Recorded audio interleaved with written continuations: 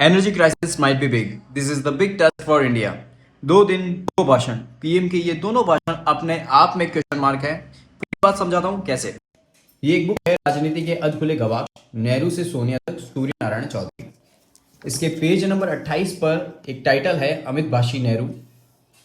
उसके अंदर second para में लिखते हैं कि द्वितीय महायुद्ध के प्रारंभ होने के पश्चात उनको ब्रिटेन का प्रधानमंत्री बनाया गया।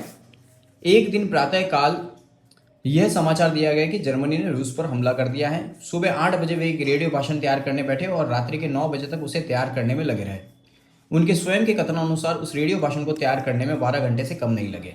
उस भाषण था केवल 311 पन्ने का, अपनी मातृभाषा अंग्रेजी में। अब पेज नंबर 29। श्री जॉनसन जब स्वर्गीय कैनेडी के स्थान पर राष्ट्रपति बने तो उन्होंने केवल 1500 शब्दों का भाषण दिया। भाषण के मध्य करीब 30 बार तालियां बजी। तो आपने देखा भाषण को किस तरीके से एनालिसिस किया जाता था पहले। लेकिन क्या पीएम के इस भाषण के बाद किसी जर्नलिस्ट ने इस भाषण को एनालिसिस करने की कोशिश की या किया? मैंने 4 दिन हो गए, 5 दिन हो गए, मैंने नहीं सुना कि पीएम के भाषण का एनालिसिस किसी ने किया हो, उसकी आलोचना किसी ने की हो। नहीं, एक भी नहीं।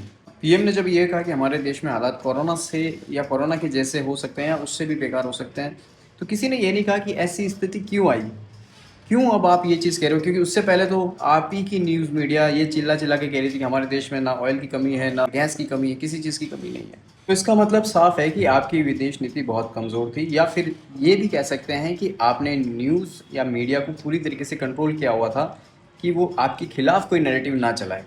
अब बात करते हैं कि आपने जो खतरे की घंटी बजाई है, तो ये खतरे की घंटी सिर्फ हमारे देश में क्यों बज रही है? क्योंकि श्रीलंका जैसा छोटा देश भी एनर्जी क्राइसिस की बात नहीं कर रहा है। इवन हमारा पड़ोसी देश चाइना भी इस संकट के बारे में बात नहीं कर रहा, क्योंकि वहाँ पे क्योंकि उन लोगों की विदेश नीति अच्छी रही है। ईरान ने भी कहा कि हॉर्मुज श्रीलंका और चाइना के लिए खुला है, तो फिर जब उन लोगों के लिए हॉर्मुज खुल सकता है तो हमारे लिए क्यों नहीं खुल सकता? और क्यों हमारे देश के पीएम को आके ये कहना पड़ रहा है कि this energy crisis might be big?